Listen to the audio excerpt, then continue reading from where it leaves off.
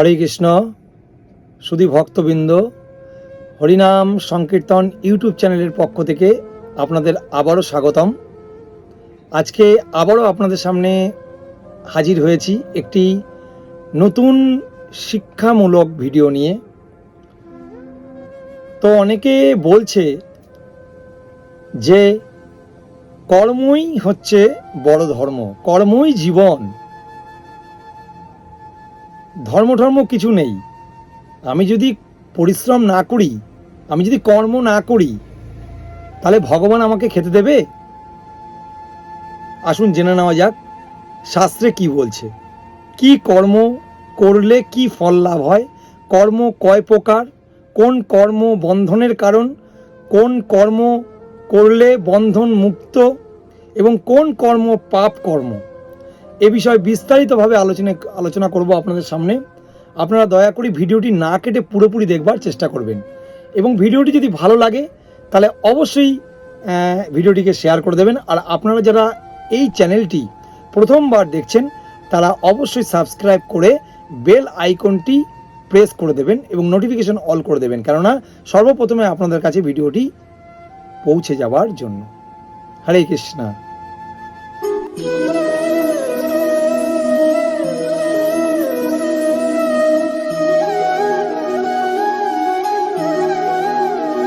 হরে কৃষ্ণ। তো আজকে এই কর্মের বিষয়ে বিস্তারিতভাবে আলোচনা করবার চেষ্টা করব শাস্ত্র সিদ্ধান্ত অনুযায়ী। তো এখন বিষয়টা হচ্ছে আমাদের জানতে হবে যে শাস্ত্রে কয় প্রকারের কর্মের কথা বলা হয়েছে।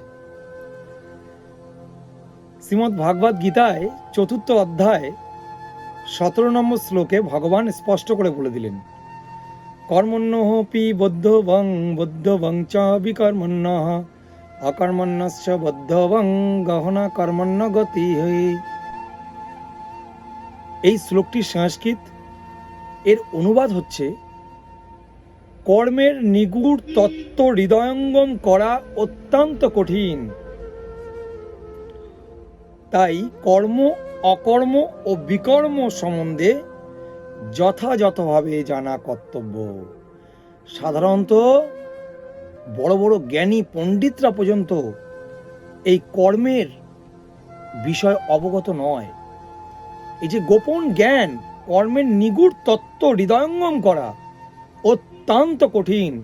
পরমেশ্বর ভগবান শ্রীকৃষ্ণ ভগবদ গীতায় অর্জুনকে এই জ্ঞান প্রদান করলেন কুরুক্ষেত্রের যুদ্ধের রণাঙ্গনে।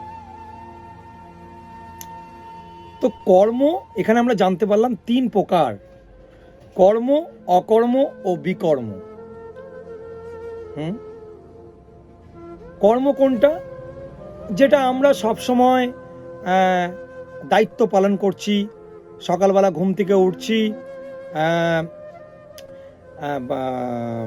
সন্তানদের মানুষ করছি প্রতিদিন, তাদেরকে দায়িত্ব পালন করছি, স্কুলে পাঠাচ্ছি, বইপত্র কিনে দিচ্ছি, বাজারে যাচ্ছি, বাজার আনছি, পিতা মাতাকে সেবা শুশ্রূষা করছি, তাদেরকে ভরণ পোষণ চালাচ্ছি, পিতা মাতার স্ত্রী পুত্র সন্তান পরিজন সবাইকে দেখভাল করছি। এগুলো হচ্ছে সব কর্ম, এগুলো সব সকাম কর্ম। এগুলো সব সকাম কর্ম। শাস্ত্রে নির্দেশ আছে এই ধরনের সকাম কর্ম, কারণ দায়িত্ব পালন করবার জন্য গৃহস্থ আশ্রমে বিশেষত্ব। তো এই সমস্ত কর্ম হয়ে গেল সকাম কর্ম, অর্থাৎ কর্ম কিন্তু যুক্ত হচ্ছে না। কর্ম যখনই ভগবানের সাথে যুক্ত হবে তখন সেটা কর্ম বন্ধন থেকে মুক্ত হবে। বুঝতে পারলেন? এগুলো সব সকাম কর্ম। তো শ্রীমৎ এই ভাগবতমও এই সকাম কর্মের ফল সম্বন্ধে বিশদভাবে বর্ণনা আছে, আমরা আসছি পরে। তো একটি হলো কর্ম, দ্বিতীয়টি হচ্ছে অকর্ম। অকর্ম মানে এই যে অনেকে বলে না যে একদম বড় ছেলেটা একটা অমানুষ, অকর্মা ঢেকি, কোনো কাজ করবে না, পড়াশোনা তো করলো না, কাজকর্ম করে না, বাড়িতে বসে শুধু বাপের হোটেলে শুধু খাচ্ছে আর ঘুরে ঘুরে বেড়াচ্ছে, আড্ডা দিচ্ছে। এগুলো অনেক ক্ষেত্রে বলে না বাড়িতে মায়েরা বা বাবারা, এগুলো বলে। তো সেক্ষেত্রে যে অকর্মের ঢেকি, বড় ছেলেটা, এই যে অকর্মের ঢেকি মানে কোনো কাজকর্ম করে না, না সেই অকর্ম কিন্তু শাস্ত্র সিদ্ধান্ত দেয়নি। অকর্ম বলতে ভগবানের প্রীতি উদ্দেশ্যে যেই কর্ম করা হয় সেটাই হচ্ছে অকর্ম। ভগবানের প্রীতি বিধান করবার জন্য যেই কর্ম করা হয় সেটিই হচ্ছে অকর্ম। মনে করুন একটি বাড়ির বাচ্চা বলল, বাবা আমাকে একটি আপেল এনে দাও, আমি আপেল খেতে খুব ভালোবাসি, আপেল খেতে খুব ইচ্ছা করছে।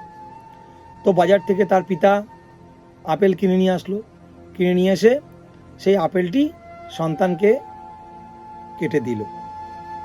তো সেই আপেলটি সন্তান যখন গ্রহণ করলো বা খেলো, তখন সেটা কিন্তু কর্ম হয়ে গেল, অর্থাৎ কর্তব্য কর্ম হয়ে গেল, কর্মযুক্ত হলো না, পরমেশ্বর ভগবানের সাথে কর্মযুক্ত হলো না। দেখবেন ভগবদ গীতায় যে অষ্টাদশ অধ্যায় আছে সব যোগ আছে, কর্মযোগ, জ্ঞান যোগ, বিষাদ যোগ, অক্ষর ব্রহ্ম যোগ, ধ্যান যোগ, বুঝতে পারলেন? সবকিছু যুক্ত আছে। তো তখন যে আপেলটি নিল বাচ্চা মহানন্দে খেলো, কিন্তু এটা কিন্তু কর্ম বন্ধনের মধ্যে আমরা পড়ে গেলাম, অর্থাৎ ভগবানের সাথে যুক্ত হলো না। স্বাভাবিকভাবেই সেই আপেলটি যদি বাজার থেকে এনে যদি ভগবানের কাছে তুলসী পত্র দিয়ে ভোগ নিবেদন করবার পরে সেই মহাপ্রসাদটি সেই বাচ্চাটিকেই দেন, তাহলে সেটা কি হয়ে গেল? সেটা অকর্ম হয়ে গেল, অর্থাৎ সেটি কর্মবন্ধনের মধ্যে পড়ল না। এই কর্মের সমস্ত ফল ভগবান গ্রহণ করবেন, আপনাকে তার ফল ভোগ করতে হবে না, অর্থাৎ এটা অকর্ম হয়ে গেল। বুঝতে পারলেন? আর বিকর্ম হচ্ছে, শাস্ত্রে বিকর্ম সম্বন্ধে কোনো আলোচনা নেই। বিকর্ম মানে পাপ কর্ম। কর্ম করলে আপনি কর্মবন্ধনে আবদ্ধ হবেন, সুখ দুঃখ অনুভব করবেন। বিশেষত দুঃখেরই কারণ হয় কর্মের মাধ্যমে। কিঞ্চিত সুখ একটু পেলেও দুঃখ যেন দরজায় এসে কড়া নাড়ে। আমাদের এই বাস্তব জীবনে প্রতিটা কর্মই তাই হয়ে যাচ্ছে। একটু যদিও সুখের মুখ কিঞ্চিত দেখলেও তার পরেক্ষণে যেন দুঃখ যেন সামনে এসে উপস্থিত হয়। এগুলো হচ্ছে সব সকাম কর্ম। আর অকর্ম যেটা হচ্ছে ভগবানের প্রীতি সাধন করবার জন্য যেই কর্ম আমরা করছি সেই কর্ম হচ্ছে অকর্ম হয়ে যাচ্ছে। আর বিকর্ম হচ্ছে পাপ কর্ম। বিকর্ম করলে নরকগামী হবে। সকাম কর্ম করলে কর্মবন্ধনের মধ্যে আবদ্ধ হবেন।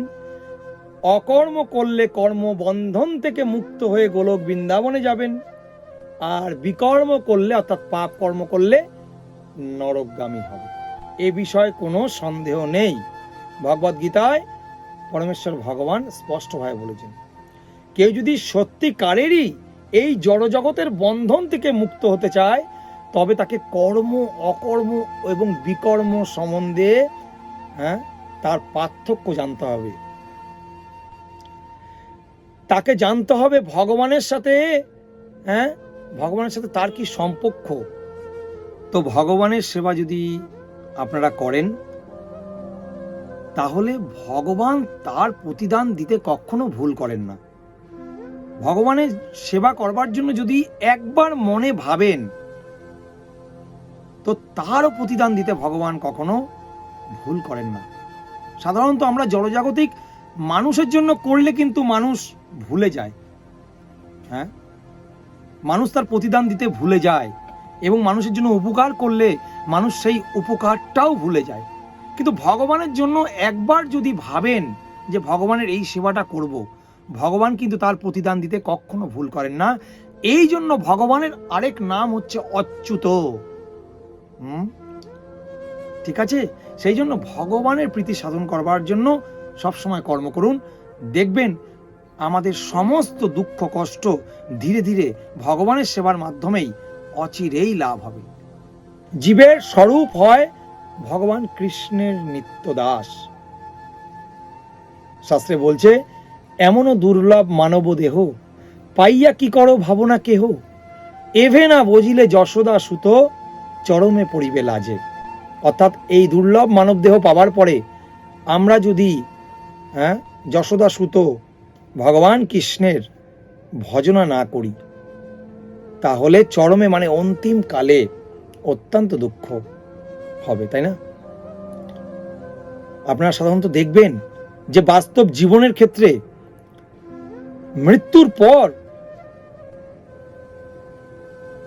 সে যেই দেব দেবীরই আরাধনা করুক তার জীবিত জীবনের মধ্যে, কিন্তু মৃত্যুর পর তার বুকের উপরে পরমেশ্বর ভগবানের মুখনিসৃত বাণী, সেই ভগবত গীতাটাই তার বুকের উপর রাখা হয় এবং নামাবলী তার দেহে জড়িয়ে দেওয়া হয়। সেই নামাবলীতে হরে কৃষ্ণা কৃষ্ণ কৃষ্ণ হরে হরে, হরে রাম রাম রাম হরে হরে, এই নামাবলীতে 16 নাম 32 অক্ষর লেখা আছে। এবং মৃত্যুর পরে তাকে সেই হরিধ্বনি দিয়েই তাকে অন্তিম যাত্রায় নিয়ে যাওয়া হয়। বুঝতে পারলেন? সেই জন্য আমাদের কর্ম সব সময় যুক্ত করতে হবে পরমেশ্বর ভগবানের কাছে। শাস্ত্রে শ্রীমদ্ ভাগবতমে 6ষ্ঠ স্কন্দের 16 নম্বর অধ্যায়ের 60 নম্বর শ্লোকেও ভগবানের সঙ্গে যে রাজা চিত্রকেতুর সাক্ষাৎকার হয়েছিল, সেখানেও 60 নম্বর শ্লোকে ভগবান বলছেন, বলছে সুখায়া দুঃখ মোক্ষয়া কুর্বার্তে দম্প্রতিক্রিয়া তত অনিবৃত্তি অপ্রাপ্তি দুঃখস্য চ সুখস্য চ। অর্থাৎ পুরুষ ও স্ত্রী উভয় সুখ লাভ এবং দুঃখ নিবৃত্তির জন্য নানান প্রকার কর্ম করে, কিন্তু তাদের সেই সমস্ত কার্যকলাপ সকাম বলে তার থেকে কখনো সুখ প্রাপ্তি হয় না এবং দুঃখের নিবৃত্তিও হয় না, পক্ষান্তরে সেগুলি মহা দুঃখেরই কারণ হয়। শ্রীমদ্ ভাগবতমও বলছে একই কথা। অর্থাৎ সকাম কর্মের ফল অত্যন্ত বেদনাদায়ক, অত্যন্ত দুঃখদায়ক। সেই জন্য আসুন আমরা সকলে ভগবানের প্রীতি সাধন করবার জন্য কর্ম করি, তাই না? আমরা যাই করি, যেটাই করি, যাতে ভগবানকে যুক্ত রেখে করতে পারি। সেটা কিভাবে করব? সেটা প্রথমত আমাদের হরিনাম জপ করতে হবে, ভগবানের নাম জপ করতে হবে। ভগবানের নাম জপ করলে ভগবানের প্রতি আসক্ত আসবে, ভগবানের প্রতি ভক্তি আসবে। ভক্তির কতগুলো অঙ্গ আছে। সাধু শ্রদ্ধা, সাধুর প্রতি শ্রদ্ধা আসবে। সাধু সঙ্গ, প্রথমে হচ্ছে সাধু সঙ্গ, তারপর সাধু শ্রদ্ধা, তারপরে ভজন ক্রিয়া, অনর্থ নিবৃত্তি, রুচি, আসক্তি, ভাব ও প্রেম। এইভাবে ভগবানের প্রতি ধীরে ধীরে আমাদের প্রেমের স্তরে পৌঁছাতে পারব। সেই জন্য ভগবানকে আমাদের সঙ্গে নিয়ে চলবার মাধ্যমে আমরা কিন্তু সমস্ত কর্ম করবার পরেও আমরা কিন্তু কখনোই কর্মবন্ধনে আবদ্ধ হব না। বুঝতে পারলেন? কর্মবন্ধনে যত আমরা আবদ্ধ হব, তত এই জন্ম মৃত্যু জরা ব্যাধির চক্করে আমাদের অতিবাহিত হতে হবে। বুঝতে পারলেন? সেই জন্য কর্ম অকর্ম ও বিকর্ম সম্বন্ধে যথাযথভাবে জানা কর্তব্য। বুঝতে পারলেন? তো আজকের ভিডিওর আলোচনা বিষয় এটাই ছিল। তো আপনারা সবসময় চেষ্টা করবেন ভগবানের প্রীতি সাধন করবার জন্যই কর্ম করা। তার ফলে কর্মবন্ধন থেকে আমরা ধীরে ধীরে মুক্ত হতে পারব। ঠিক আছে? আজকের ভিডিওটি এখানেই বিশ্রাম দিচ্ছি। আপনারা সকলে সুস্থ থাকবেন, ভালো থাকবেন, আর আপনারা সদা কৃষ্ণ ভাবনাময় হয়ে থাকবেন। জগৎগুরু শিল প্রভুপাদ কি জয়। নিতাই নিতাই গৌর সীতানাথ প্রেমানন্দের হরি হরি বল।